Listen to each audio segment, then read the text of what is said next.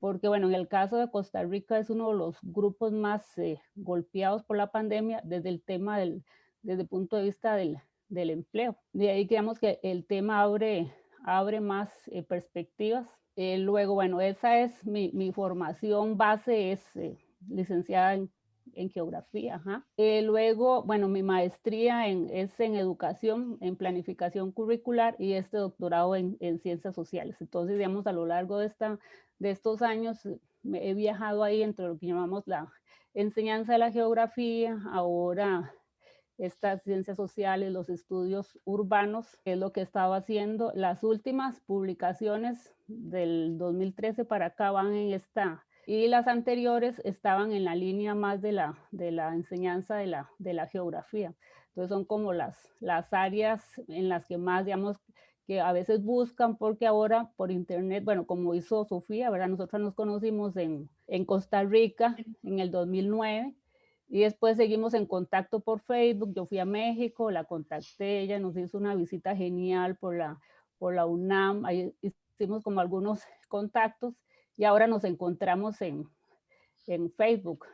Pero bueno, esas son las formas en que las personas ahora nos encontramos. Entonces, a veces, si uno está en el Google académico, en el ResearchGate, las personas buscan y llegan, bueno, las invitaciones para evaluar artículos o ese tipo de actividades, o a veces congresos, que es como la parte muy positiva de esta pandemia, porque uno puede participar. Antes se podía hacer, pero no nos imaginamos que, bueno, voy a invitar a, por ejemplo, a Sofía a mi clase.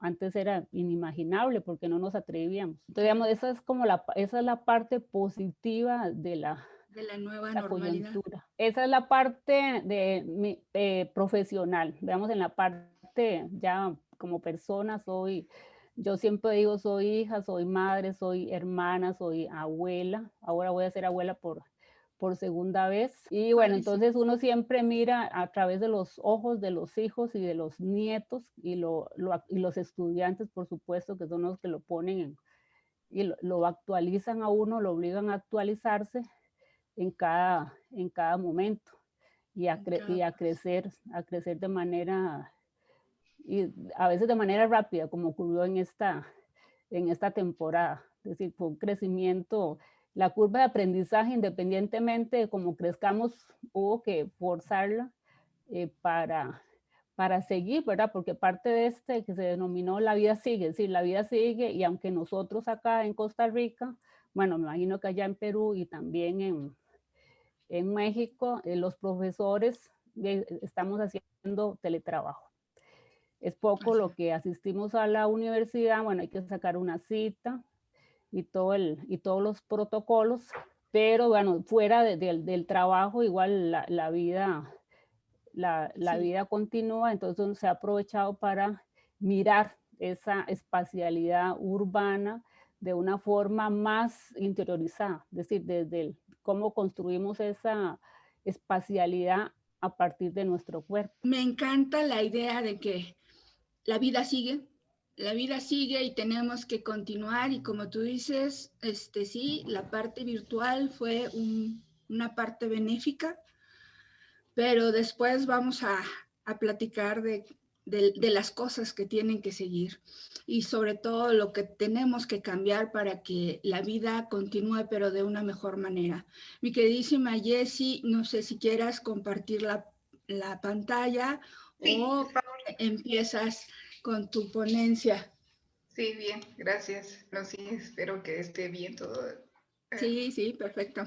Bueno, el día de hoy hemos querido reflexionar un poco sobre las transformaciones del espacio urbano, ¿no? Y el reto del mejoramiento barrial ante una nueva normalidad. Y yo, bueno, como les estaba explicando, yo he trabajado, bueno, vengo trabajando y vivo en la periferia de Xochimilco, ¿no? Es que es un espacio interesante, es un borde urbano donde se integran actividades, el espacio rural y el espacio urbano, ¿no?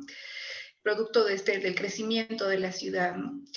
Es un borde de paso en el que pasan las personas que cosechan en las milpas y van al centro de Xochimilco, ¿no? Y tiene ciertas características muy especiales, ¿no? Que vamos a ver ahora. Y ha tenido un comportamiento muy interesante en este tiempo de pandemia, ¿no? Y yo creo que hay cosas que hay que recuperar para la nueva normalidad que son indispensables, ¿no? La forma como la población ha respondido y ha apropiado del espacio urbano, ha generado ciertas transformaciones en él, ¿no? Hay algunas cosas que van a quedar y algunas otras que pues no. Bueno, el barrio urbano es multidimensional, ¿no? También es un espacio que se va transformando constantemente, ¿no? Tiene una multiplicidad de procesos. También hay cierta ausencia del Estado en la intervención del espacio, ¿no? Por ejemplo, en esta periferia, en este borde de Xochimilco, pues la Junta Vecinal es la que ha sido la responsable de la instalación de los servicios básicos, ¿no? A partir de la década del 70, ¿no?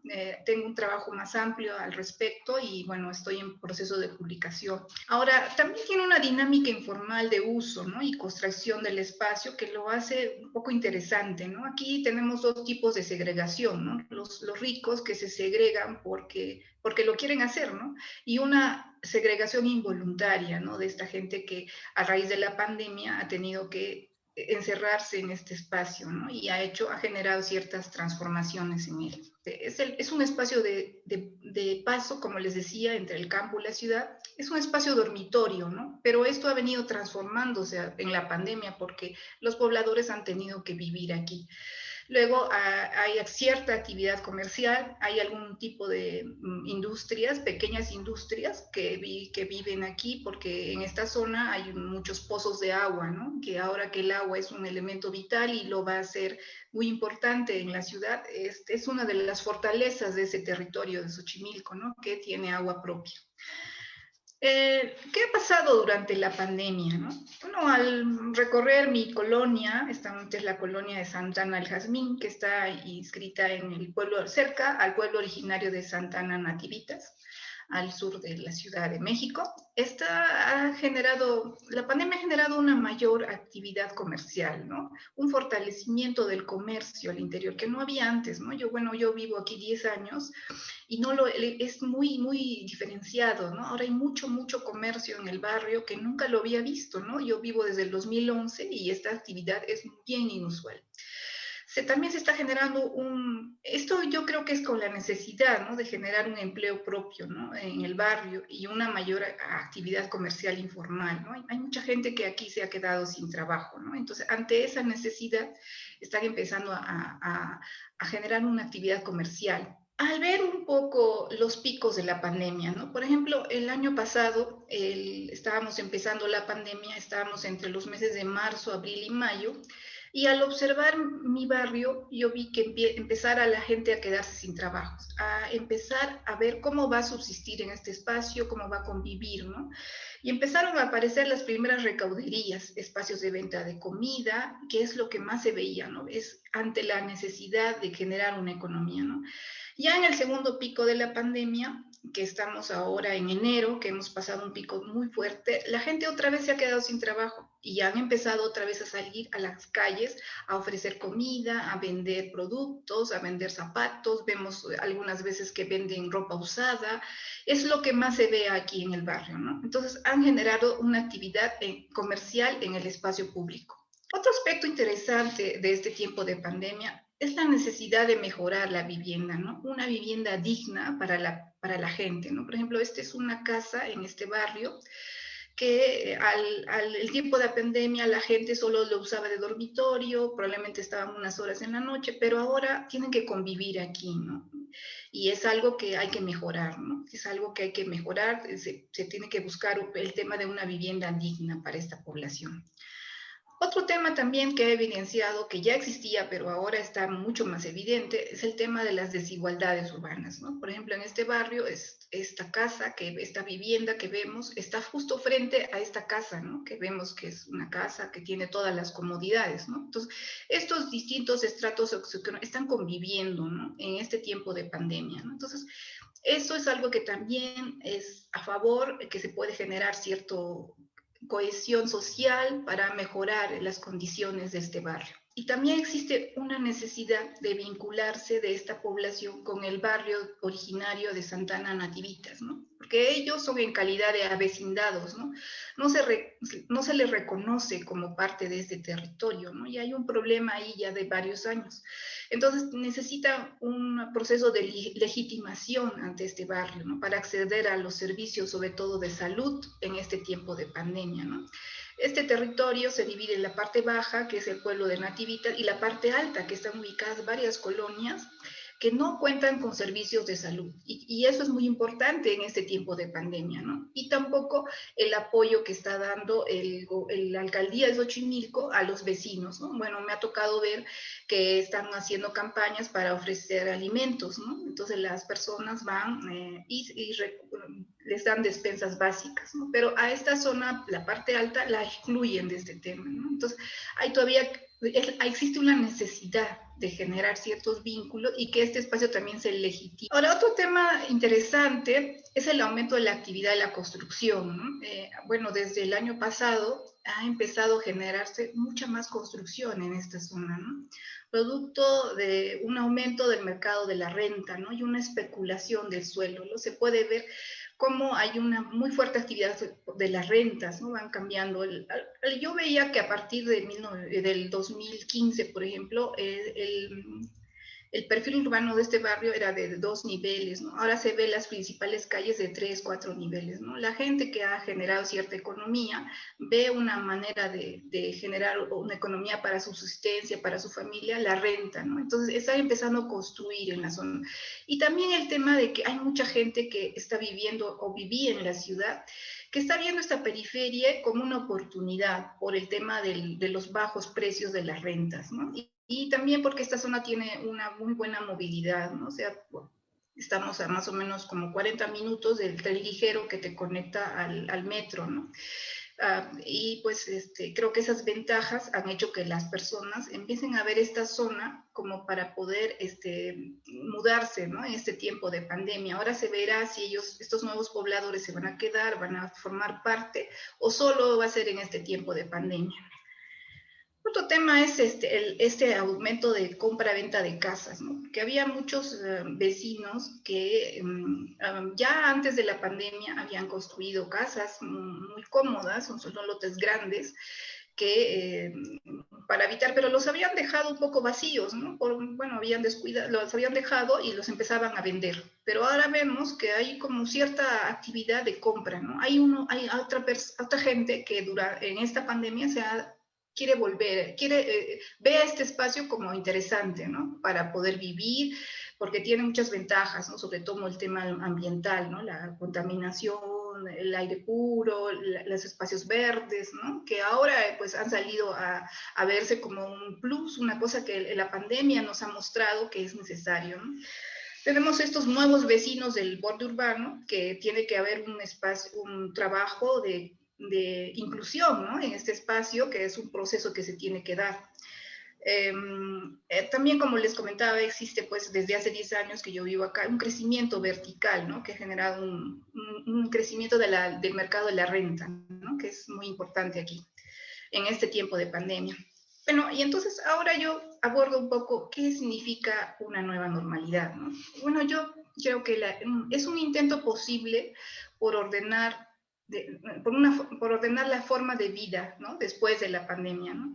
Una nueva forma de usar el espacio urbano. Es la capacidad de transformación de una colonia o un barrio después de la pandemia. Y una búsqueda de los límites de qué es lo que se puede hacer y no hacer en el espacio urbano, ¿no? Esas reglas son las que creo que van a hacer, va a haber un rol que se va a jugar y cómo se va a armar un esquema, ¿no? Un modelo después de la nueva normalidad. ¿Cuáles son los retos, no? Estaba yo revisando la página del gobierno de la Ciudad de México sobre los retos de la nueva normalidad, ¿no? Y bueno, ellos ven un poco que la nueva normalidad debe generar ciertos lineamientos, ¿no? Como una convivencia más humana y solidaria, una forma distinta de relacionarse con el medio ambiente que cause menor impacto, menos consumo de materiales, que no genere basura, contaminación, una nueva relación con el espacio urbano, una sociedad más justa que privilegia a los vulnerables y el derecho a una vida sustentable, ¿no? En esta periferia, por ejemplo, siempre, otra vez, los que sufren más o los que están más golpeados en esta pandemia, las periferias siempre han sido espacios complicados, hay gente que tiene muchos problemas y ahora son los que tienen los mayores problemas en el tiempo de la pandemia, ¿no? Bueno, les voy a describir un poco cómo ha pasado el borde, cómo es el borde urbano de Lima, ¿no? Y bueno, a mí me ha tocado el año 2010 hacer el taller de asentamientos urbanos en Lima, en la zona de Caraballo y en el Cerro San Agustín. Y me ha tocado ver de primera mano cómo es la vida de estos pobladores de los asentamientos en las periferias urbanas de Lima, ¿no?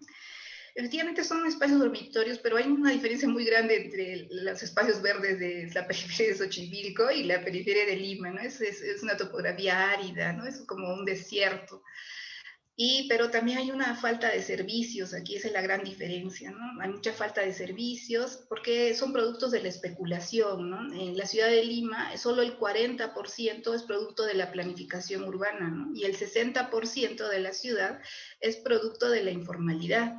Y esto es porque los peruanos tenemos en nuestro ADN, desde inicios del siglo XX, este tema de la informalidad, porque en el 1900 se generaron las leyes de expropiación que el gobierno avaló para que las élites especularan con el suelo urbano y la sociedad se expandiera. Es una forma de hacer la ciudad, ¿no? Especulativa, siguiendo la lógica inmobiliaria, ¿no?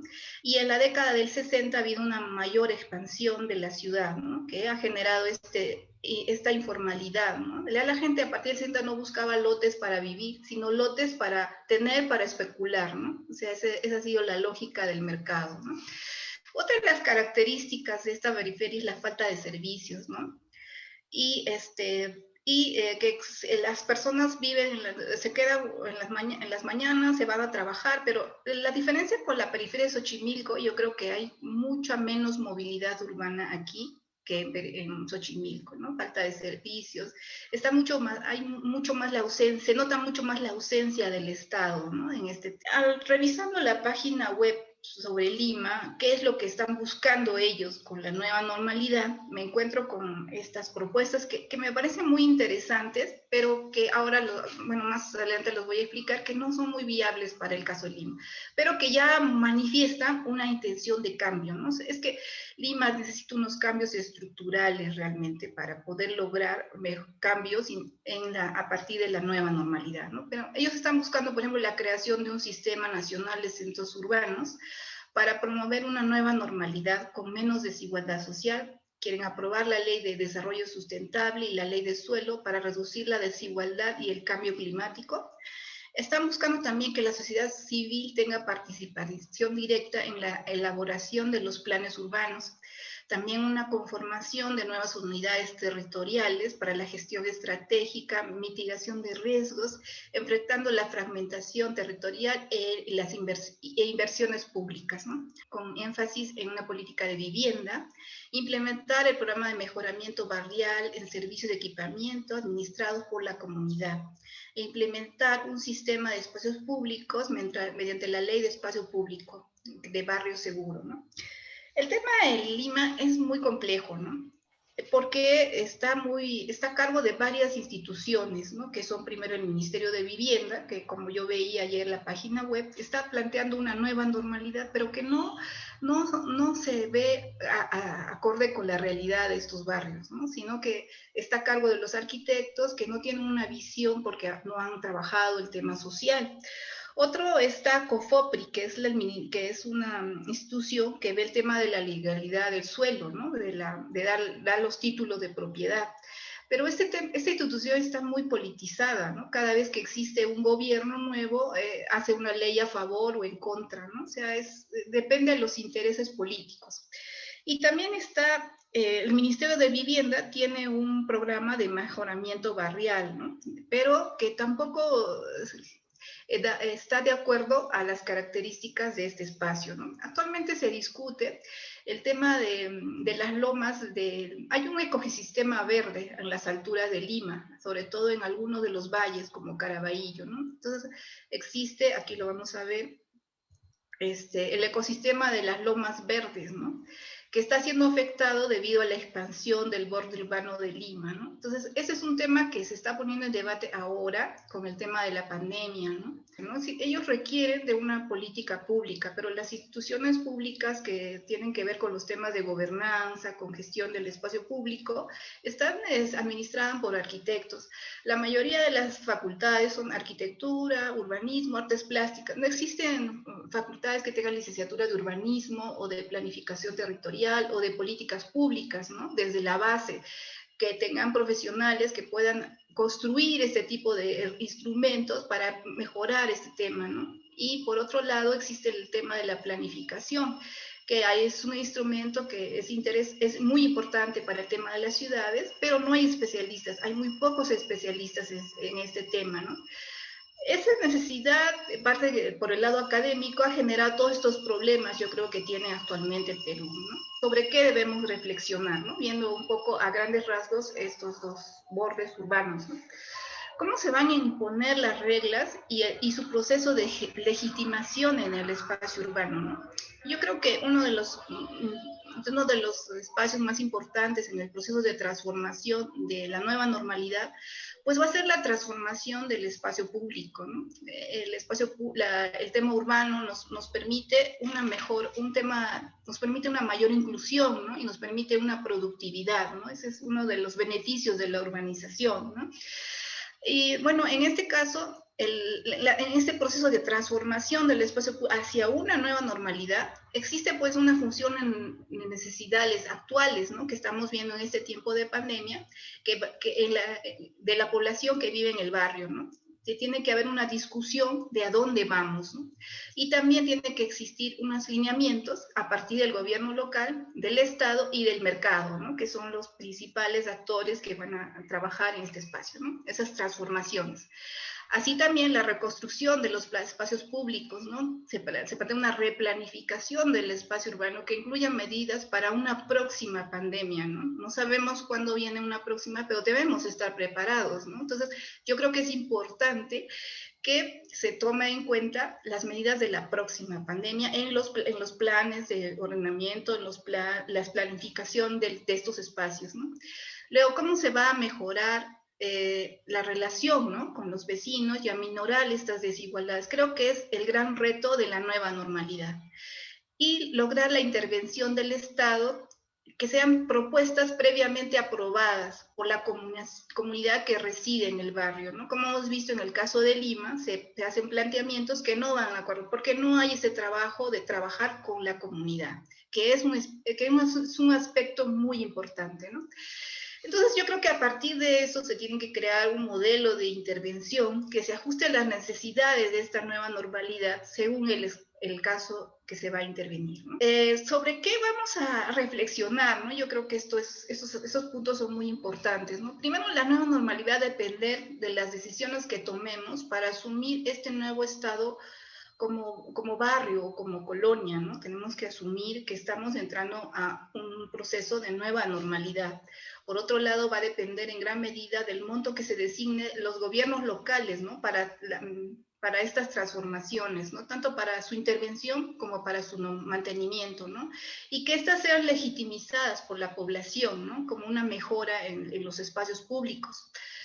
El objetivo es claro, ¿no? Es lograr un entorno más amigable con el medio ambiente, cuidado y mejora de los espacios verdes al interior de los barrios, ¿no? Creo que va a ser un tema prioritario en todos los planes que van a venir después con la nueva normalidad.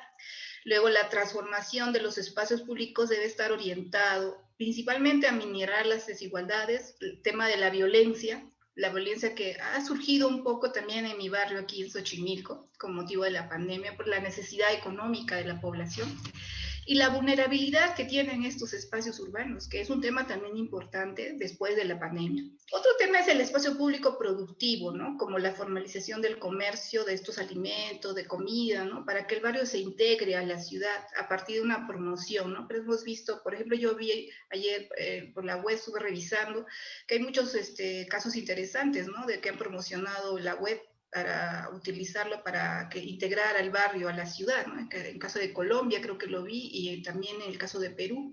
Y yo creo que el urbanismo táctico es una herramienta interesante para lograr este tipo de integraciones, ¿no? Y bueno, para terminar, algunas ideas para poner en práctica, ¿no? Yo creo que se puede implementar huertos urbanos comunitarios, ¿no? Al interior de estos barrios, que parece una idea interesante, que se puede integrar a la comunidad, pero también se apoya en ese tema de ayudar al planeta, ¿no? Que es un tema prioritario. Generar estrategias de intervención, entender cómo se puede retomar el barrio y lograr cambios con un enfoque de integración socioespacial y de barrio sustentable, ¿no? Que creo que son los dos grandes enfoques que se tienen que tomar en cuenta cuando se va a planificar o se va a hacer un proyecto de intervención del espacio público. También recuperar el comercio espontáneo que surgió durante la pandemia como una forma de generar economía y convertirlo en espacios comunitarios de comercio, ¿no? Creo que eso hay que rescatarlo. Esos emprendimientos de la sociedad son muy importantes, ¿no? Permiten legitimizar a este espacio.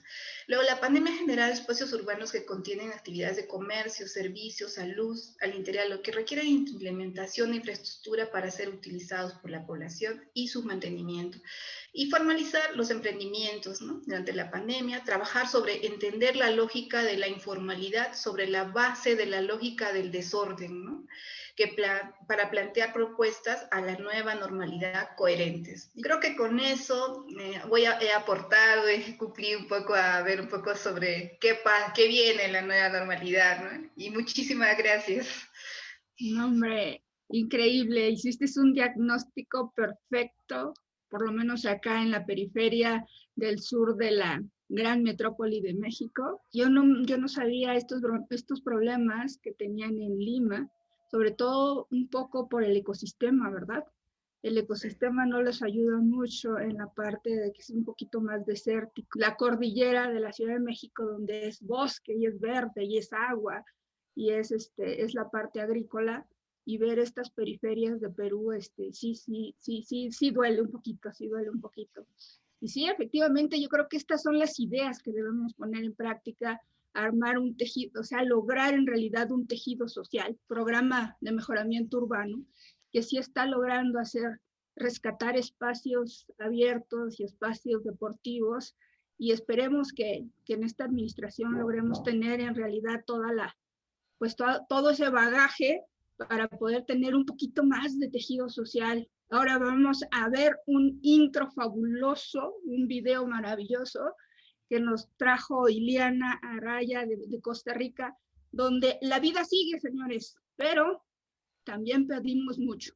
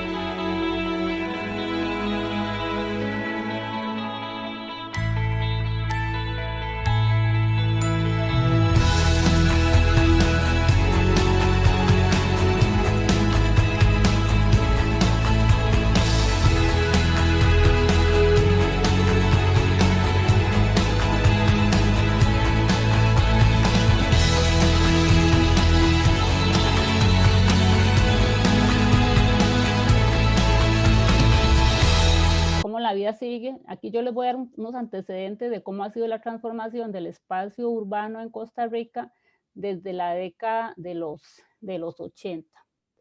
El objetivo es explicar esas transformaciones de ese espacio urbano y cuáles son las implicaciones, es decir, partiendo de esa visión retrospectiva, las implicaciones de la apropiación del espacio en la nueva normalidad. Bueno, ahí les traje un pequeño referente teórico. A mí me gusta, bueno, estos autores son interdisciplinarios.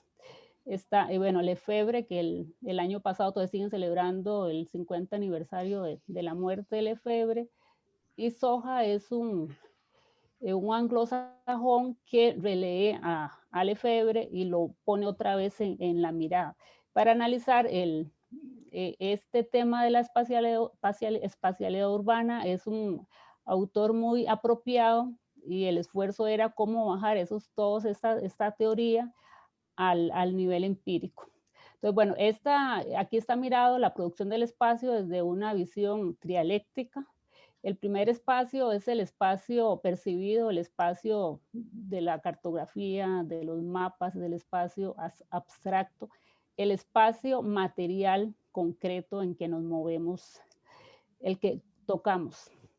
Luego él habla de un segundo espacio que le llama espacio concebido, y son las representaciones del espacio de forma más subjetiva. Cómo es nuestro actuar en la vida cotidiana, guiado por nuestras subjetividades, gustos y preferencias de los lugares que escogemos para vivir, para habitar y para trabajar.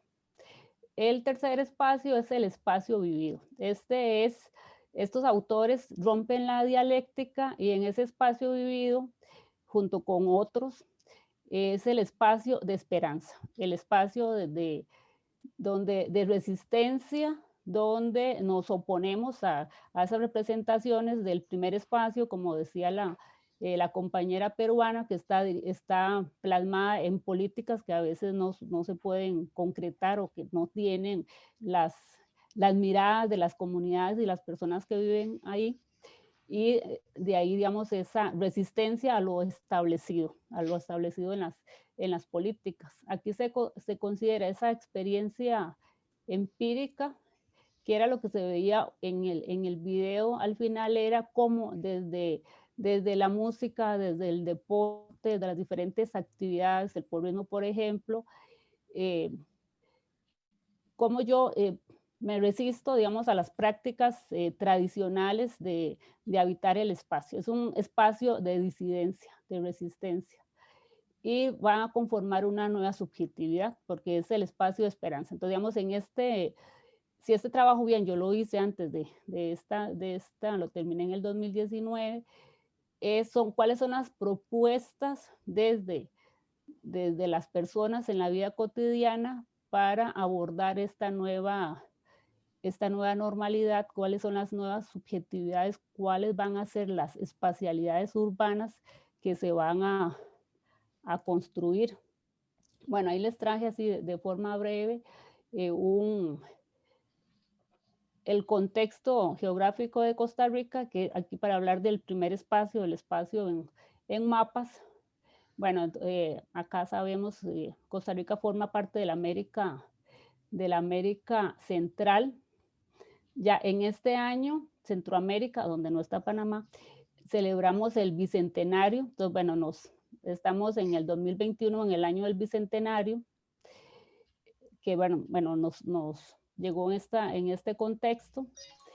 Luego, en Costa Rica ahí está marcada una área, que es la gran área metropolitana de Costa Rica, que es el área más urbanizada. Si bien el porcentaje de población de América Central es 64%, el de Costa Rica es 74%.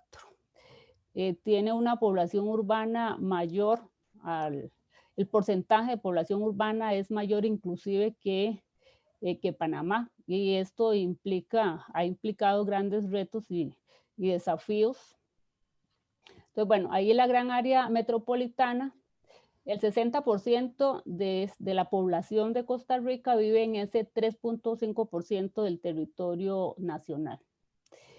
Acá se mira en rojo de cómo era esa cobertura del suelo en los años 80, bueno, especialmente en la ciudad capital, San José, las cabeceras de provincia, Heredia, Alajuela, Cartago, y se va viendo el crecimiento en amarillo para el 2000, y en el 2011 hay no crece con esa intensidad. Bueno, esta área metropolitana ha ocupado los espacios productivos los mejores espacios productivos, donde estaba toda la producción de café. Entonces ha dado una transición muy fuerte, abrupta del cambio de uso de café a uso urbano. Otra característica que tenemos acá, como aquí estamos en los top de los países vulnerables, entonces, bueno, la sismicidad, estamos en medio bueno, estamos impactados por la placa Cocos y Caribes, bueno, quizá la palabra no sea impactados. Y esto hace que el país tenga mucha sismicidad y que haya fallamientos importantes en esta gran área metropolitana. Esto es lo que ha explicado en parte el crecimiento horizontal de un lado, y del otro es que había suficiente espacio para urbanizar. El otro elemento importante es el crecimiento urbano desordenado. Aquí también favorece mucho la topografía, porque gran parte de esta gran área metropolitana está en una depresión tectónica. Entonces es una zona montañosa por su naturaleza geográfica, y esto, digamos, también colabora con ese crecimiento urbano desordenado, aunado a la falta de políticas de ordenamiento territorial. Hasta el 2013 fue que se aprobó una política de ordenamiento, y ya antes de esto, lo que estaba, bueno, había un plan de la gran área metropolitana en el 83, que lo que se hizo fue delimitar el anillo de contención urbana en el año 83. Y lo que existe en el país es que cada municipio tiene su plan de ordenamiento, que llamamos plan regulador. Es un proceso muy lento. Los primeros y los que han avanzado más, el tema con estos planes de ordenamiento es que organizaron el territorio porque bueno, son los cantones que atraen más inversión extranjera directa. Entonces hay una relación muy fuerte entre la política de estas políticas neoliberales que favorecen la atracción de esta inversión extranjera directa, y cómo el país se prepara en cierta forma para organizar sus espacios. Sin embargo, digamos, todo este crecimiento que se da acá, que mucho desde el año 84 a la fecha, sucede en este contexto de las políticas neoliberales. En los años 84 aquí se aprueban los programas de ajuste estructural, que llega de primero, esas políticas llegan de primero a Costa Rica y luego a los otros países de América Central, por eso la apertura es mayor. Y aquí lo que se da es una liberalización de la economía, una liberalización del mercado inmobiliario, una liberalización de los mercados, hasta del café. Entonces hay el mercado es el que va a definir cómo se están organizando esos espacios. De ahí que, digamos, eso no es tan congruente con las políticas de ordenamiento. Bueno, no obstante, en el 2013 se aprobó, al igual como decía la compañera peruana, que sucede, bueno, en Perú y en México, hay una segregación espacial, una exclusión espacial muy fuerte, porque a partir de los años 80, la desigualdad social en Costa Rica, más del 60% de la población vive en la gran área metropolitana. Entonces, eso es como apenas para contextualizar. Ante esto, digamos, aquí estamos con el primer espacio, cuáles son las políticas urbanas. El BID, el Banco Interamericano de Desarrollo, junto con la Municipalidad de San José, que es la capital, creó un plan de acción San José Sostenible. Esto es reciente, del 2015, porque Costa Rica tiene la meta de ser en el 2050 carbono neutral. Entonces, bueno, eso va amarrado a una serie de políticas y, bueno, Costa Rica sobresale en ese tema ambiental, aunque estamos en medio de unas grandes contradicciones porque toda el área urbana carece de esa planificación y las áreas periféricas, las áreas que se promocionan para hacer turismo y ecoturismo, tienen otras características muy distintas. Nuestras ciudades son poco sostenibles, tienen pocos espacios verdes, tienen serios problemas de tratamiento de aguas, de saneamiento, de recolección de basura. A esa meta que tiene Costa Rica, elaboran ese plan de acción que es San José, pero ellos delimitan el ámbito metropolitano más allá de la capital. Bueno, ahora hay un proyecto del tren, de un tren eléctrico, bueno, que no sabemos por qué, pero digamos hay una planificación de base que ocupa un recurso material, económico, el cual el país ya está comprometido para hacer frente a esas políticas. Acá lo que les quiero mostrar es esa de San José Sostenible, un área metropolitana sostenible. Hizo un análisis de esa huella urbana del 86 al 2013 y muestra ahí las áreas de alta densidad y de baja densidad. Bueno, las áreas de alta densidad están en las cabeceras de las provincias. Bueno, ahí se muestra en el mapa algunos lugares más específicos. Y las de baja densidad estarían más hacia la periferia de ese gran espacio urbano. Y hay otras que cuando la compañera nos decía de ese límite urbano, ella planteó algo interesante, porque no tiene que ser estrictamente el espacio periurbano. El límite urbano de las áreas excluidas, áreas de segregación social, por ejemplo, acá el Acarpio, Rincón Grande, están en un área estratégica dentro de la gran área metropolitana, pero entran en una categoría de que están en el borde, en un borde más simbólico porque son comunidades que tienen más exclusión social. Bueno, en ese periodo, del 86 al 2013, es más del 20% de ese crecimiento urbano. De ahí que ya el país tiene que tomar acciones para planificar. Y esta es, bueno, la idea de ese plan. Bueno, calcularon 3 escenarios. El primero es el escenario tendencial, siguiendo con las condiciones actuales. Entonces, en las condiciones actuales se van a dar crecimientos de altos ingresos y alta densidad. Bueno, aquí esto lo que implica es que se pasa ya del 2000 más reciente, del 2010 para acá, las nuevas urbanizaciones son torres de apartamentos.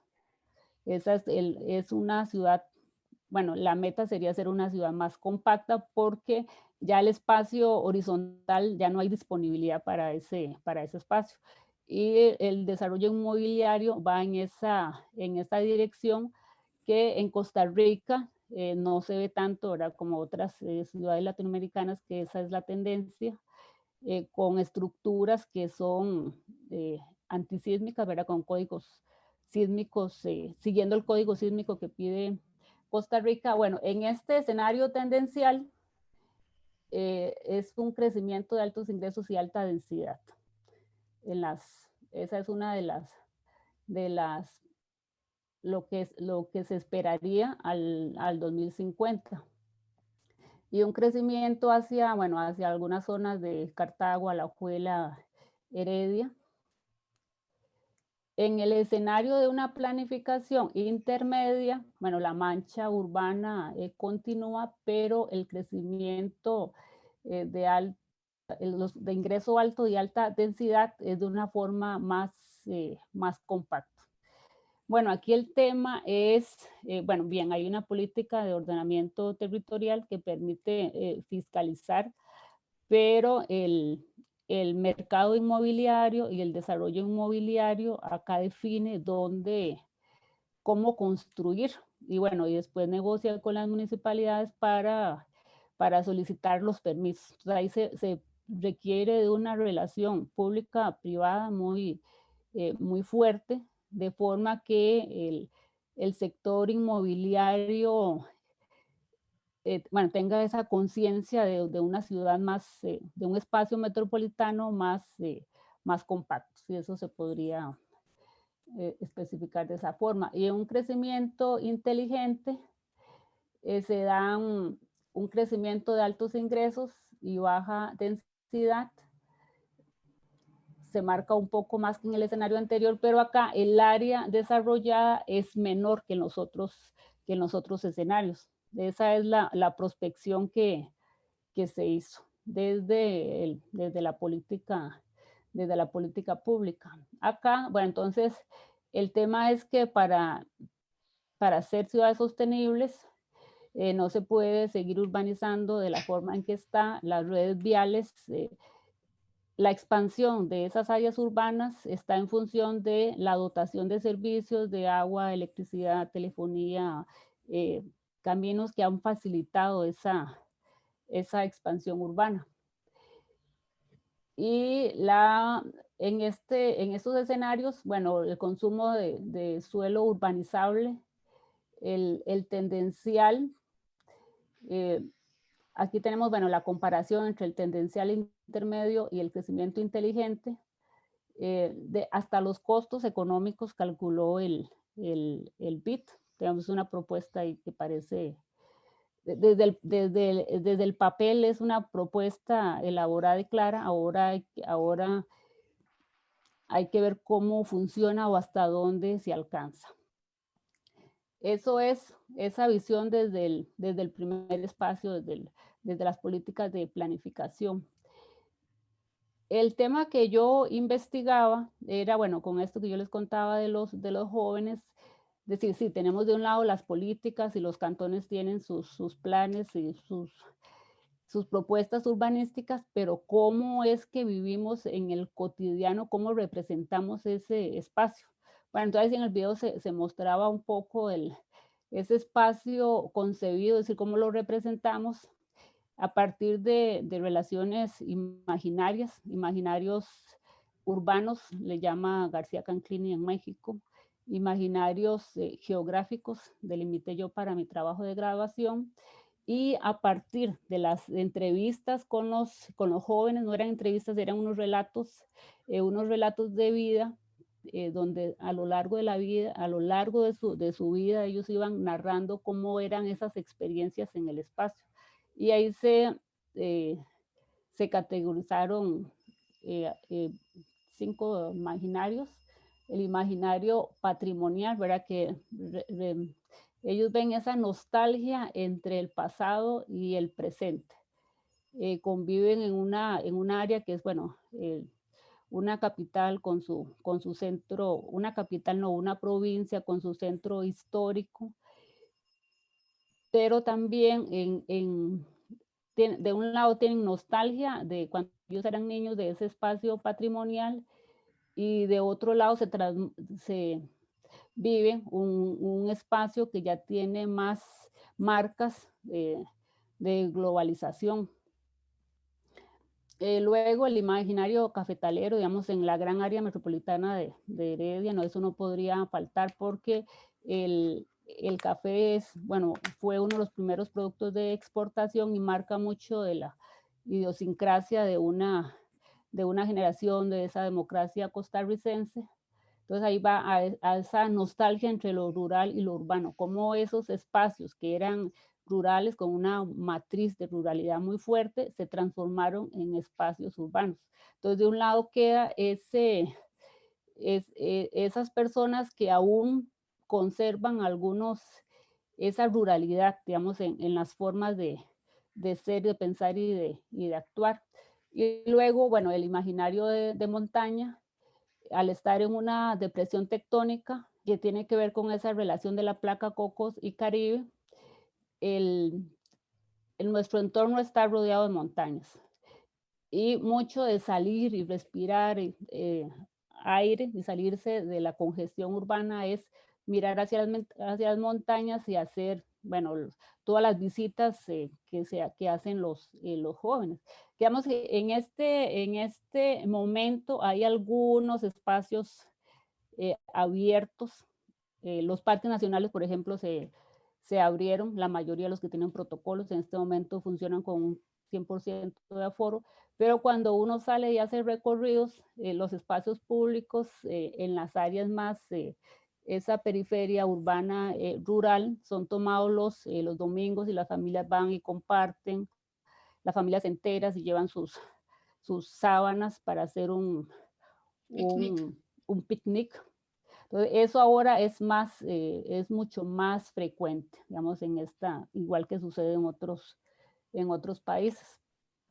Luego salió muy fuerte, ¿verdad? El imaginario del miedo, toda la inseguridad que implica en el espacio urbano. Aquí las mujeres, digamos, lo marcaban más fuerte. Sin embargo, bueno, digamos, acá lo que se ve es ese empoderamiento de estas personas jóvenes de habitar el espacio. Entonces, bueno, algunos decían, no, yo camino en la noche y yo no me han asaltado. Cómo se van empoderando de esos espacios y cómo, digamos, en algunas mujeres muy empoderadas que dicen, no, yo voy a caminar en esos espacios, tienen sus estrategias, ¿verdad? De caminar acompañadas a ciertas horas y sus rutinas, es decir, cómo se empoderan de esos espacios, porque digamos aquí el tema de la apropiación del espacio pasa por el empoderamiento que tenemos sobre ellos. Si nos somos temerosos y temerosas, y pues cómo vamos a apropiarnos del espacio, cómo vamos a vivirlo, cómo vamos a pensarlo en un espacio diferente. Entonces mucho viene de ese empoderamiento. El otro imaginario que emergió muy fuerte es un imaginario de consumo. Y de ahí, bueno, esos artefactos que llama Matos, los artefactos de la globalización, le llama a él a los malls, a los centros comerciales. En esa transformación del suelo cafetalero al suelo urbano, emergen las áreas de estos malls que son muy atractivas porque en contradicción con esos espacios públicos de la calle son espacios más seguros. Y ya en el espacio vivido, que es aquí donde hablamos de ese espacio, el espacio de esperanza, es cómo a través de esas prácticas socioespaciales que son las actividades cotidianas de caminar, de jugar, de actividades de ocio, culturales, recreativas, cómo se convierten en las actividades de estudio y de trabajo también, cómo se convierten en mecanismos para agenciar el espacio. Bueno, entonces ahí en las ilustraciones es a uno ya se lo olvida el año, esto fue en el 2018. Eh, un grupo de jóvenes universitarios tomaron una calle principal al frente de la universidad. Entonces ahí es donde se ve, digamos, hay formas cómo las personas jóvenes se reivindican y ahí es donde digamos, violan lo establecido por políticas que son muy adultocéntricas. Entonces, bueno, estos grupos de jóvenes tienen una gran energía, una motivación, una intensidad para transformar esos espacios. Digamos, de hecho, ahora que mencionaba la compañera, digamos, muchas de las ventas de productos, ¿verdad? Por las personas que han quedado desempleados son jóvenes bueno, diestros en la tecnología, entonces hacen desde las visitas casa a casa y después las redes para fortalecer esas actividades comerciales. Acá, digamos, es más de resistencia, pero igual lo harían en otros. Y la alfabetización espacial es, bueno, cómo se va construyendo esa espacialidad urbana desde el cuerpo. Entonces, esto es central, ¿verdad? Porque hablamos de escalas y de que ahora esto queda muy marcado en la pandemia. Nosotros empezamos a construir nuestro espacio desde nuestro cuerpo, luego nuestra casa, el barrio, la comunidad, la ciudad. a partir de esas experiencias de transitar el espacio, de enfrentarnos a situaciones desempoderadas de miedo o situaciones empoderadas de actividades públicas, nos vamos alfabetizando espacialmente. Y yo digo que, bueno, ahora en la pandemia, porque hemos tenido que ser más introspectivos, porque nuestra espacialidad, desde esa corporeidad, es más, se ha interiorizado, se ha visibilizado más, porque hemos tenido que volver al espacio de la casa. De ahí que digamos que igual como sucedió en México, ¿verdad? Que uno cuando hace los recorridos ve al estar en la casa, las personas que tienen recursos o los que no tienen recursos, ven la necesidad de modificar ese entorno en el que estamos, que es un entorno privado de un lado, pero también el caminar, digamos, las actividades que antes no estaban, porque si eran ciudades o espacios dormitorio, por ejemplo, Heredia es urbano, pero es una ciudad dormitorio, siempre es una de las características de la ciudad, pero en estos tiempos las prácticas de caminar, de sembrar, se han fortalecido más. Como dice la compañera, hay que ver, digamos, esas prácticas, cuánto tiempo perduran, digamos, y se han consolidado en un hábito. Entonces, bueno, en el espacio urbano, en la nueva normalidad.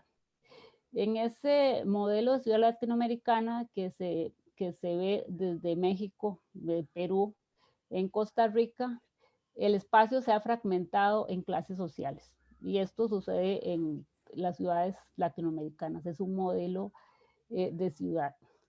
Y en este contexto, la fragmentación, esa es la tendencia que lleva. La fragmentación podría ser mayor porque, digamos, en el caso de Costa Rica, que tiene una alta desigualdad, en este momento el desempleo es como un 20%, la satisfacción de las necesidades básicas es más imperiosa. Y eso también conduce a esa mayor fragmentación del espacio.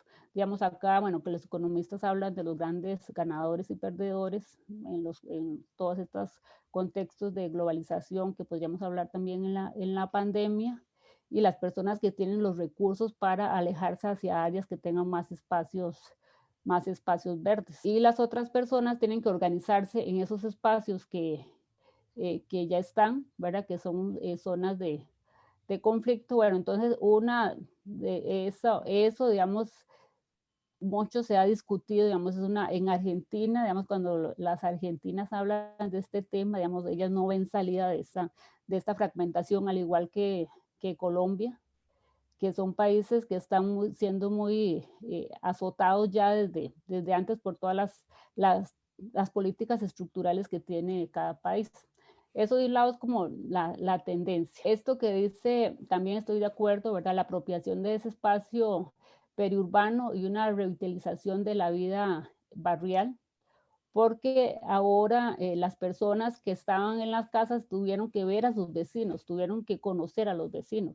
Y de ahí vienen ya comunicaciones cara a cara o comunicaciones en redes sociales, y ya eso va a generar un vínculo. A veces es no solo la conversación, sino estar al tanto de lo que sucede con nuestros vecinos, revitaliza esa vida barrial. Otro elemento, bueno, que aquí se ha dado, esas que tuvieron que darse para seguir atendiendo la pandemia, las alianzas entre el sector público y el sector privado. Eso yo pienso que va a seguir consolidándose para gestionar los espacios públicos. Porque bueno, en ese video se muestra, digamos, todavía yo lo miro y lo miro con nostalgia, y las personas quieren volver a su vida de aglomeración, en especial estos grupos de jóvenes que es de su vida, ¿verdad? La aglomeración. Y ahora, digamos que las iniciativas de gestión, las iniciativas de crear colectivos, de vincularse, va a ser más fuerte momento, digamos, ya cuando esas actividades de resistencia van a ser mucho mayores. Bueno, la generación de estrategias para evitar los lugares públicos, entonces, bueno, la presión sobre la iluminación de esos lugares oscuros, el tránsito seguro para las personas que transitan los espacios, el mejoramiento de las aceras y ciclovías, que aquí ahora han aparecido algunas que no estaban. Ciclovías, bueno, en algún momento aquí, me imagino que pasó ya en México y en Perú, en algún momento aquí están agotadas las bicicletas. Entonces, eso las personas han reactivado esas actividades. Y otro que se ha visto bastante es la motivación hacia prácticas de reciclaje, compostaje y huertas. Entonces, la preocupación por esa vida sostenible, porque, bueno, igual estamos ante la amenaza del cambio climático, es algo que es permanente. Y sí, digamos, en el ámbito educativo también, bueno, uno lo introduce más en los cursos con más fuerza, todos los temas del reciclaje, del compostaje, de las huertas. Es un tema, digamos, que ha emergido con fuerza en algunos ámbitos. ¿Cómo imaginan esa nueva normalidad? Porque vieron acá, bueno, yo al principio di la parte de políticas, pero en esta es cómo se imagina esa nueva normalidad en el espacio urbano. Digamos que de un lado yo la imagino, digamos, que la fragmentación y la desigualdad va a continuar, pero en contextos de escasez no hay otra opción que sea la solidaridad. Entonces nos puede dar esas luces de la utopía de un mundo mejor, ¿verdad? Que es lo que apuestan estos autores, y que además, digamos, en esas entrevistas con los jóvenes, esos espacios de esperanza que ellos apuestan, a pesar, digamos, que es el grupo en este momento, el grupo más golpeado. Antes de la pandemia también era un grupo que enfrentaba, es decir, cómo insertarse en esa sociedad global y de consumo. Ya, bueno, lo otro que les quería decir es que bueno, las personas que yo entrevisté, yo les he seguido dando seguimiento en Facebook, y es muy interesante porque los que seguían, por ejemplo, los que corrían, ahora corren mucho más. Los que hacían actividades artísticas que les gustaba, decían, bueno, es que me gusta la fotografía. Ahora, ayer vi uno que estaba montando las actividades. Galerías virtuales, ¿no? Galerías virtuales. Entonces, digamos, todo eso que nosotros teníamos como que nos gustaría hacer. Exposición igual maravillosa, la doctora Jessica igual maravillosa. Yo quisiera hacer algunas preguntitas, si quieres dejar de compartir para que te vean mejor la cara a todos. Hay no, básicamente son preguntitas que nos hicieron ahorita aquí en el chat, pero es a Jessie, le preguntan que si puede explicar un poco el urbanismo táctico. El urbanismo táctico es muy, muy práctico para el tema del espacio público, ¿no? Porque eso va a permitir que la gente gane cierta confianza, ¿no? De la vida urbana después de la pandemia, ¿no? Y es una herramienta importante porque va a permitir, sobre todo, por ejemplo, en los espacios comerciales, ¿no? Una buena administración, una buena gestión, un buen diseño del espacio, ¿no? Y aparte de eso, también va a permitir, yo creo que va a permitir generar que el espacio público se convierta en un elemento estructurador de esta transformación que va a venir después de la nueva normalidad. Y va a permitir que se pueda testear, ¿no? Testear va a servir como una herramienta de testeo, ¿no? De lo que está pasando en ese espacio. Ajá. Yo creo que ahí va el aporte del urbanismo táctico, ¿no? En el proceso de la nueva normalidad, sobre todo en el espacio público, ¿no? Mencionan que felicidades por proponer la reactivación de los barrios, el cambio de la movilidad, ¿cómo lo verías? ¿Qué hicieron la gente que ya no se movía a las grandes secretarías? Porque pues estábamos centralizados, ¿no? Y todo lo que es trabajo estaba dentro. Sí dejamos de movernos con la parte virtual, con la parte de videoconferencias, y sí fue un ahorro, y sí mucha gente ese ahorro lo usó para ir incrementando su vivienda o ir mejorando alguna vivienda. algunos los que tenían el recurso. Sin embargo, hay muchos que sí, como tú mostraste en varias imágenes, que están en un desazoro tremendo, ¿no? Entonces, ¿cómo ves el cambio de la movilidad de los integrantes de la familia en el barrio perimetral? Bueno, yo por ejemplo veo que ahora las familias que conviven aquí conmigo en el borde de Xochimilco ha bajado un poco, ¿no? Lo bueno de esta zona es que hay una movilidad informal que se ha creado aquí en el barrio, ¿no? A partir de la junta vecinal se ha creado dos líneas de taxis, pequeños taxis, que son los que te dejan en el centro de Xochimilco, ¿no? Y eso te da cierta movilidad, ¿no? Estos taxis, microtaxis, dan servicio desde las 8 de la mañana hasta las 9 de la noche, ¿no? Sin embargo, no lo dan más tarde porque han tenido problemas han sido asaltados, hay problemas de violencia, ¿no? O sea, la movilidad urbana aquí termina a las 8 o 9 de la noche, ¿no? Porque hay temas de narcomenudeo, que es muy común, es un problema de los barrios de aquí, de las colonias de México. Y entonces la movilidad se da a partir de las 7, 8 de la mañana hasta las 8 o 7 de la noche, ¿no? Ya, por ejemplo, los taxis que vienen aquí, tú llegas al al tren ligero como a las 10 de la noche, ya los taxistas no te quieren llevar no te quieren dejar aquí en la periferia, porque saben que van a ser asaltados y entonces hay un tema de movilidad, el problema de movilidad en la noche. Durante el día no, es mucho más fácil. Ahora, el problema aquí, por ejemplo, también es que hay mucho tráfico. Ahora que no hay escuela de los niños, entonces es mucho más fácil, pero a partir de las 7, 6 de la tarde, aquí solo hay una vía, es como un embudo, porque solo está la vía Xochimilco-Tuyihualco, que conecta con Tláhuac, y es una sola vía de ida y una de regreso, ¿no? Entonces genera un tráfico como un embudo que no permite una movilidad fluida, ¿no? En los barrios te puedes demorar en tiempo para llegar de tu trabajo a tu casa unas 3 horas y media, si llegas a esos picos, ¿no? Pero en este momento de pandemia ha bajado mucho, ¿no? Entonces la movilidad es mucho más fluida.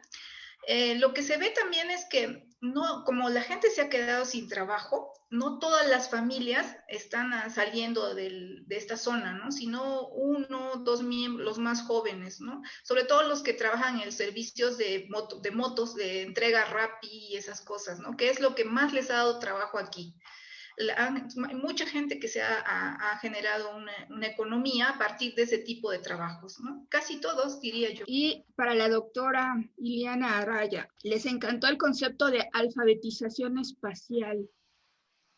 ¿Cómo lo traducirías a la parte? Bueno, el concepto de alfabetización espacial era uno de los constructos de la tesis. Es las habilidades, las capacidades que tienen las personas para aprender el espacio.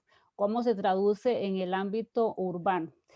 A lo largo de la vida, las personas van aprendiendo a comportarse en el espacio, digamos, desde niños que aprenden los colores del semáforo para ser peatones, van aprendiendo medidas de seguridad en entornos peligrosos, cómo comportarse en las ciudades, y esta alfabetización es la que permite el empoderamiento de las ciudades a partir de las actividades que se van realizando, que son muy cotidianas, pero van formando una conciencia espacial en las formas de habitar los espacios a partir de la experiencia empírica en las diferentes etapas, en la infancia, en la adolescencia, en la vida adulta, y ya en la vida adulta ya hay un perfil que la persona tiene de cómo es que camina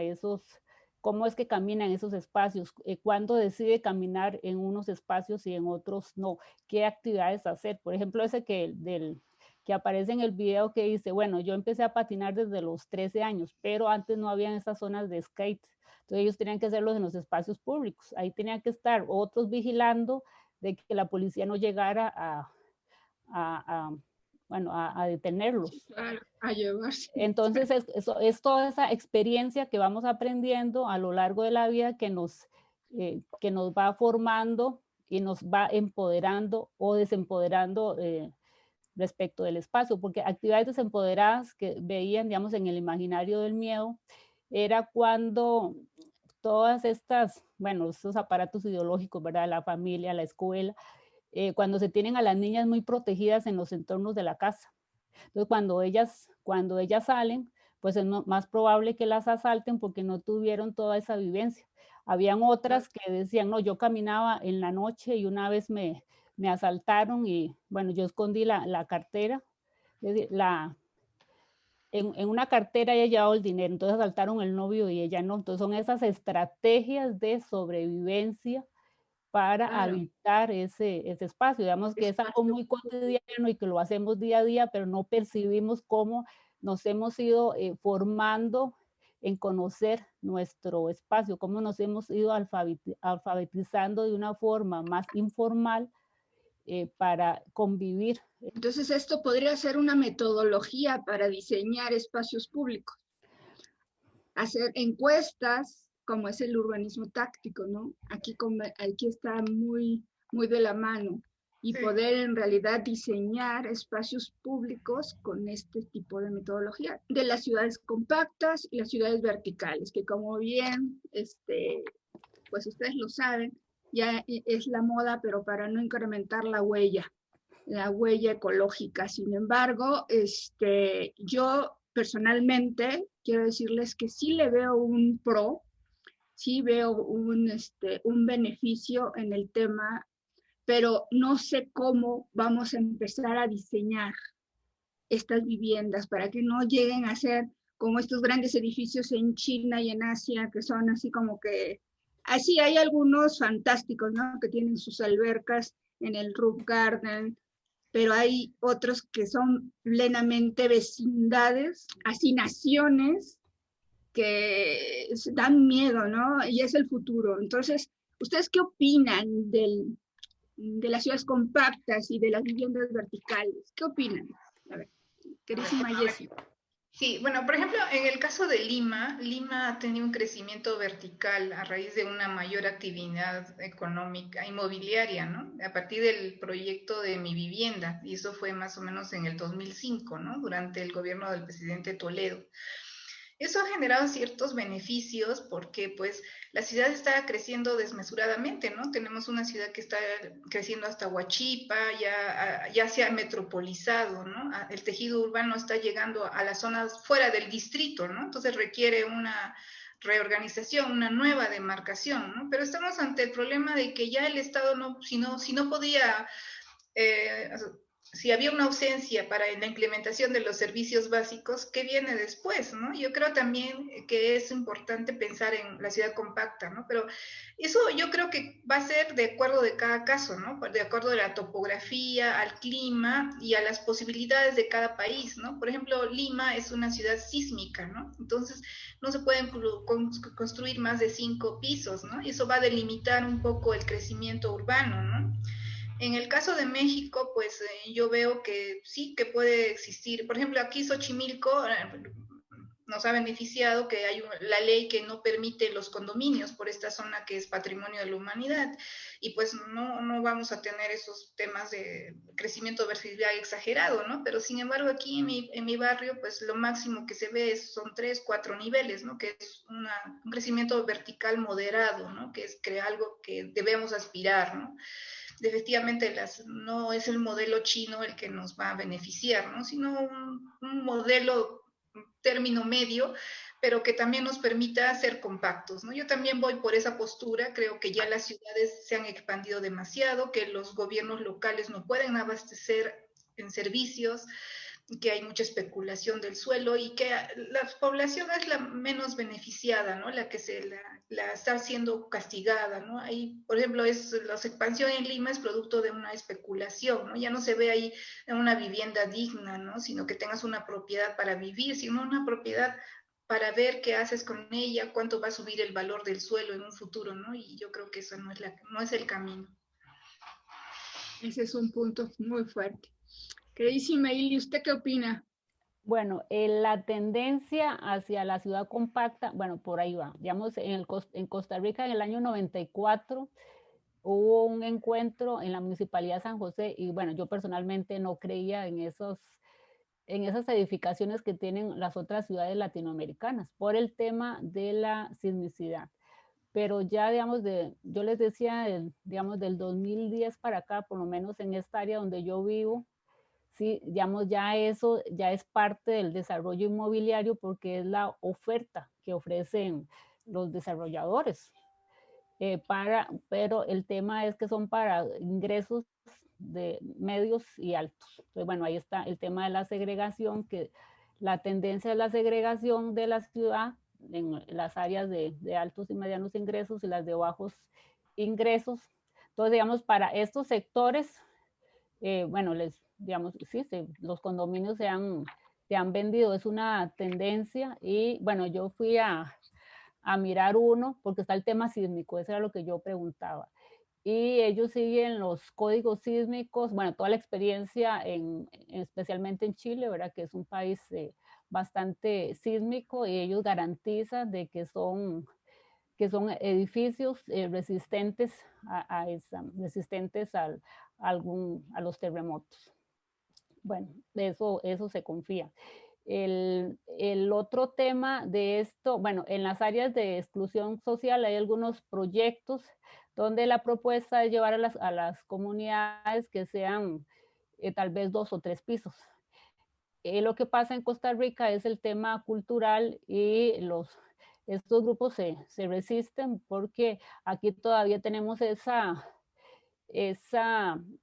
matriz de ruralidad muy, muy fuerte, que se prefieren las casas horizontales con su jardín y sus espacios, pero el espacio, digamos, el espacio urbano en esta zona ya no da, es decir, ya está agotado, las zonas de cafetales quedan algunos en especulación, pero digamos, ahí no hay otra línea que no sea ir hacia una ciudad más compacta.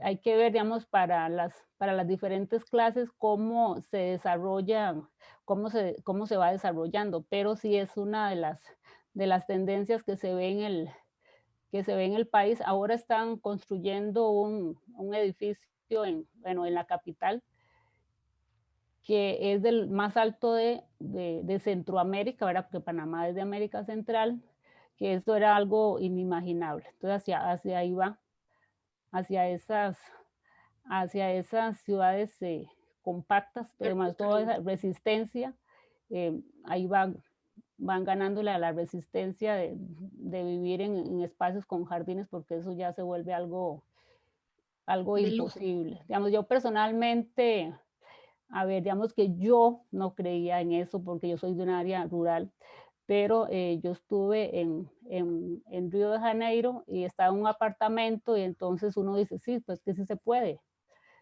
Claro. Sí se puede. Entonces, digamos, el tema, con mucha calidad de vida, ¿no? Por eso el tema es que cultural yo es creo muy que fuerte. hay que llegar a eso, exacto, lo de Río de Janeiro, hay que llegar a eso, pero también que sea para todos, no exclusivamente para personas de alto nivel económico. ¿Por qué? Porque yo creo que sí, definitivamente tenemos que tener ciudades verticales para dejarle espacio a que se regenere un poco la parte pública, la parte de los espacios abiertos, los espacios públicos, pero en realidad tenemos que normalizar normalizar, reglamentar, que no se ocupen para nada más que para espacios públicos y espacios abiertos y que sí las viviendas empiecen a ser tipo verticales. Pero si vamos a tener vivienda horizontal y aparte vivienda vertical y vamos a tener placas de cemento que tapen todo y no dejen tener un ecosistema, ¿no? Como es Costa Rica, que en realidad Costa Rica es como la Suiza de América, en serio. Y aparte esa vegetación donde se hizo Jurassic Park, que en realidad yo pensaba que era escenografía plantada y me di cuenta que no, que las hojas son de 2 metros de diámetro. Esa es la realidad hermosa de Costa Rica. Pues es algo que tenemos que seguir cuidando y tenemos que ver de qué manera, si ustedes, y por lo que siguen creciendo porque nosotros los humanos nos seguimos multiplicando y tú tienes una población joven que seguramente se va a seguir multiplicando. Y sí hay que apostar, ni modos, a la parte vertical, pero para ganar la parte del ecosistema, ¿no? Entonces, por favor, un cierre de cada una de ustedes. Yo ya no voy a hablar. Un cierre para despedirlas. Yo antes quiero decirles que en realidad estoy muy orgullosa de haber estado aquí con ustedes en esta plática. Jessy, eres maravillosa. Ayudas a resolver. Y yo quisiera después hacer una plática contigo después sobre este decálogo que pusiste de tus ideas. Me gustaron. Hay que desarrollarlas. Yo creo que esa es tu línea, esa es tu línea. Mi querida Ili, yo estaba desde hace mucho tiempo queriendo contactarte porque yo sé que eres de las grandes de la parte geográfica urbana, que son pocas están de la geografía en la parte urbana y pocas le entienden como tú a la sociabilidad, y con ese contacto que tienes con los jóvenes siempre ha sido un placer escucharte. Entonces, por favor, Jessy, un cierre. Bien, bien, muchas gracias. Pues tenemos, creo, como hemos visto, un reto, ¿no? Las urbanizadoras, las que tenemos que ver con el tema de planificación de la ciudad, ¿no? En distintos enfoques, ¿no? Porque creo que la ciudad tiene que ver con los desarrollos inmobiliarios, con la planificación, con la renovación urbana, con el ordenamiento de territorio. Entonces, todo hace un común, ¿no? Yo creo que el reto de la nueva normalidad es algo que se va a venir a más tardar entre agosto. Vamos a ver a los investigadores, a los profesionales, tratando de materializar modelos para intervenir sobre todo el espacio público, ¿no? Creo que es un reto, uno de los mayores retos que vamos a tener como planificadores y urbanistas, ¿no?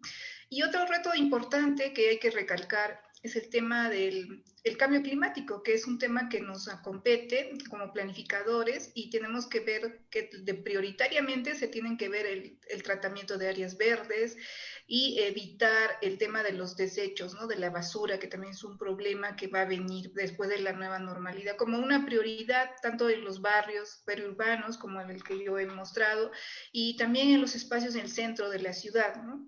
Como he mostrado, el Lima tiene problemas estructurales, ¿no? A partir de las políticas públicas, que también es algo que se va a tener que reorganizar, que se va a tener que plantear políticas públicas ante la nueva normalidad, ¿no? Y bueno, yo creo que este tema da mucho para mucho más, pero me ha dado mucho gusto participar con ustedes, con la doctora Lilia, que nos ha mostrado un tema que no lo había visto, pero que muestra otro lado del estudio social del espacio urbano, ¿no? Que es muy rico de por sí. Bueno, muchas gracias a las dos. Con Jessica, fantástico ese tema, porque nosotros en nuestro proyecto congelamos lo que había que desarrollar el año pasado. Yo decía, mira, qué creativa, porque ella fue y aprovechó todo el espacio.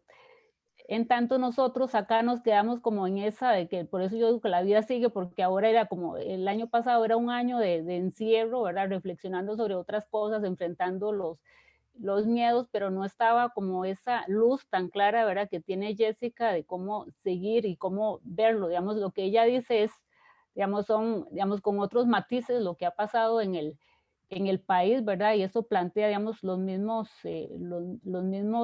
retos y desafíos, digamos, en esta nueva normalidad. Digamos, esa parte me gustó muchísimo, eso me gustó mucho. Y en esto es, bueno, se trata, ¿verdad? Digamos que uno tenga una comprensión de esa espacialidad urbana para proponer alternativas. Por ejemplo, nosotros en el equipo de trabajo nos ofrecimos con el municipio de Heredia, que ellos tenían para terminar su plan regulador y no han podido. Entonces le decíamos a la encargada de la municipalidad de que nosotros las acompañábamos a hacer los talleres, porque ahora las personas quizás tengan más voluntad de ir, porque uno de los problemas es que cuando está se presentan las propuestas, las personas no asisten, entonces queda el voto de los que asistieron. Pero que este es un momento oportuno, ¿verdad? Con las medidas de seguridad, porque ya las personas están saliendo más de ese encierro, los que estábamos encerrados y los otros, mientras que uno se da cuenta que los otros siguieron, la vida continuaba de una forma muy similar, pero digamos, interiorizar todo ese proceso no ha sido tan sencillo. Digamos, Jessica ella de una vez lo resolvió y nosotros nos quedamos pensando de cómo hacerlo. Entonces yo agradezco porque ahí hay mucha luz de hacia dónde va, y también, digamos, el compartir esa experiencia de México y Perú, que son muy similares, ¿verdad? En sus matices, permite formular estrategias o analizar la situación de pandemia y post-pandemia. Entonces, digamos, en ese sentido, y Sofía, digamos, ahí yo le tengo un gran cariño porque ella, decir, a ver, Costa Rica, que es un país tan pequeñito, que yo le digo que tiene esa matiz de ruralidad muy fuerte, cuando ella, bueno, en un día para ir a hacer un recorrido panorámico por la Universidad de UNAM, desde para mí era impresionante, cada vez que uno sale de Costa Rica, bueno, y esa universidad gigante, entonces todas esas son ventanas que abren la imaginación, ¿verdad? Para romper todas esas barreras culturales que tenemos y para discutirla, ¿verdad? Porque, digamos, en Costa Rica, bueno, no, la ciudad compacta o la ciudad no compacta. Digamos, mucho de la apuesta, digamos, en los ingresos altos, no hay tanto problema porque son las opciones que ofrece el mercado. Pero en las otras no se ve como una opción. Entonces, digamos, toda esa retroalimentación va a generar va a generar insumos que permite mirar y también ayudar a otros a mirar diferente, ¿verdad? A mirar con argumentos de qué es lo que ha sucedido en otros países para también tomar algunas ideas. Yo revisé hay unos colectivos un colectivo de arquitectos en Uruguay que tenían unas propuestas fantásticas sobre el espacio urbano. Bueno, es que eso siempre hay que ver hasta dónde funciona, hasta dónde se adapta, para que no sean tan utópicas como las que proponen los gobiernos locales y los gobiernos nacionales, o cómo vender esas propuestas.